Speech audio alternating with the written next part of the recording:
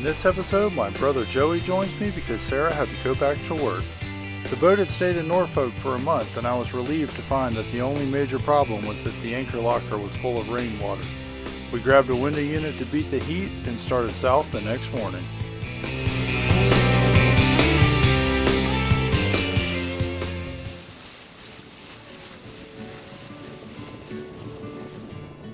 The Norfolk Navy shipyard is an incredible sight. Here they service all types of ships from the United States Navy. Norfolk is also home to the USS Wisconsin. The Wisconsin served as far back as the Pacific Theater in World War II.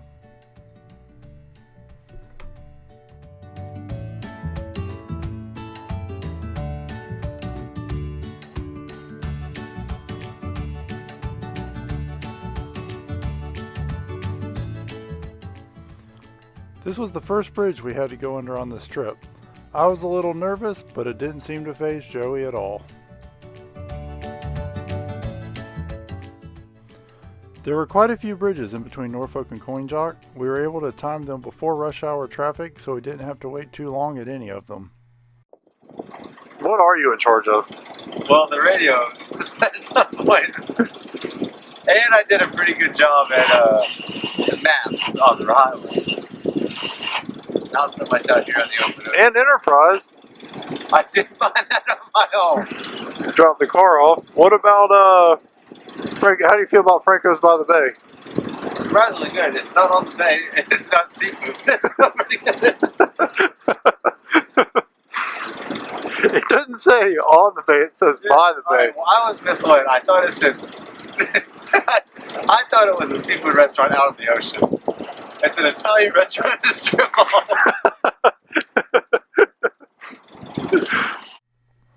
At this point, there are two ways to go south: the Great Dismal Swamp and the Intercoastal Waterway. We chose the Intercoastal Waterway. Because of this, we had to go through the Great Bridge Lock.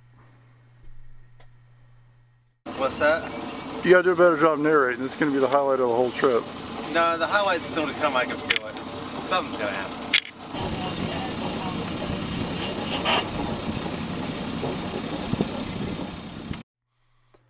After the northbound traffic was clear, we entered the Great Bridge Lock.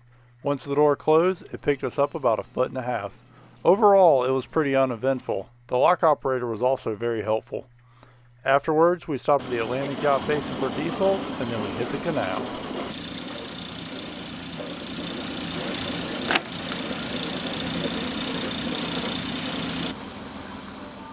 The Intercoastal Waterway after the Great Bridge Lock was pretty much just a straight canal for the next 8 or so miles. What this life is all about. It ain't the money or the cloud, it ain't the future, it's right now. So tell me what y'all know about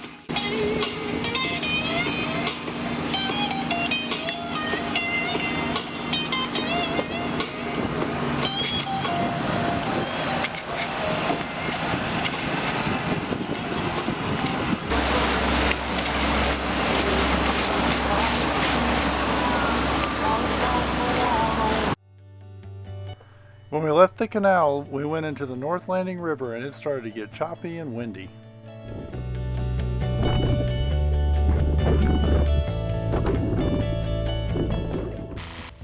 We then discovered that we had a small diesel leak in the top of one of the injectors. We wound up tightening the injector just a little bit while the engine was running, and we had no more problems with it.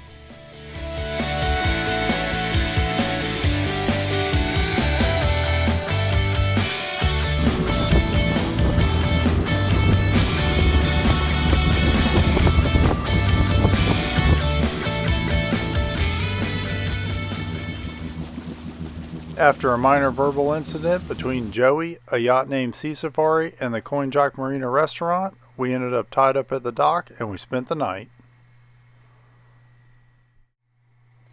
Well, that's episode 2. Join us for episode 3 to see David and Joey make it to Southport, North Carolina. You don't want to miss it.